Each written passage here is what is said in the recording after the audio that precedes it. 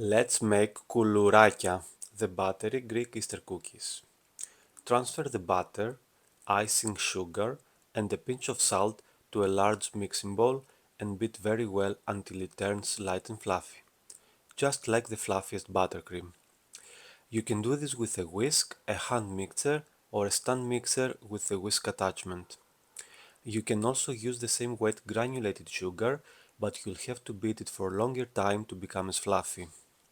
Don't rush this step, as the air incorporated here makes for light, crisp cookies. Once the butter mixture is light and airy, mix in the milk, the brandy and the vanilla extract.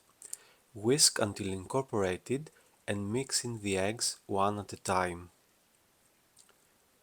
Stop and scrape down the bowl with a rubber spatula once or twice as needed. In a separate bowl, whisk together the baking powder and the flour and slowly incorporate them into the batter mixture. Don't add all the flour at once, reserve a few tablespoons and add them only if the mixture is very sticky. Mix with a rubber spatula or the paddle attachment until a soft, slightly sticky dough forms. Keep in mind that adding too much flour or over kneading will make the cookies tough. Cover the bowl with a clean towel and let it rest for 30 minutes. This will give the flour time to absorb all the moisture and will help you shape the Koulourakia much easier. I will give you the link for the written recipe in the comments so that you can read all the details for how to make the best Koulourakia every time. Pinch off enough dough to form a 1-inch ball about 25 grams. I prefer to use a scale so that all the cookies weigh the same. The most common Koulourakia shapes are the twists. Roll a ball of dough into an 8-inch long rope, fold in half and twist the edges together. Place on a baking sheet about 1 inch apart. Another favorite shape of mine is the opposite spirals. Roll a piece of dough into a string and roll each end into a spiral with opposite directions. To make double snails or eyeglasses, roll both ends of a string inwards into two spirals. For the classic ring, this is what Koulouraki means in Greek: join the ends of the string into a circle. To make a spiral or a snail, roll a thin string of dough into a spiral and tuck the edge underneath to secure it. To make small baguettes or sticks, roll the dough into an oblong shape and score the middle with a knife. For a simple S, roll a thick string of dough and shape it into an S.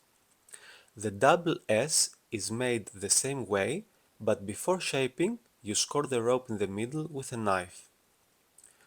For the traditional boat shapes, form a longer string of dough, fold it into thirds, and pinch the edges with your fingers.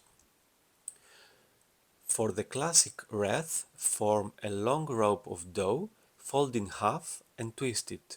Then join the ends to form a circle or a wreath. For the twisted spiral, you will do the same procedure as before, but instead of forming a circle, you will roll it into a spiral. For the classic braid, form 3 thin strings of dough and braid them. This shape needs a bit of practice because the strings can break, but you can start over if they do. Once you're done shaping the Koulourakia, transfer them to a cookie sheet lined with baking paper. Beat the egg, milk and sugar in a bowl and brush each cookie with the egg wash. Bake in a preheated oven at 350 Fahrenheit or 175 Celsius, not fan forced, until the cookies are golden brown. Traditionally, these cookies are baked until completely dry, about 30 minutes. They last longer this way. For softer Koulourakia, bake them for 18 to 20 minutes. Let the cookies cool completely and transfer them to an airtight container for up to 2 weeks. If you liked this video, follow me for more new recipes and leave me a like or a comment. Bon appétit or καλή όρεξη.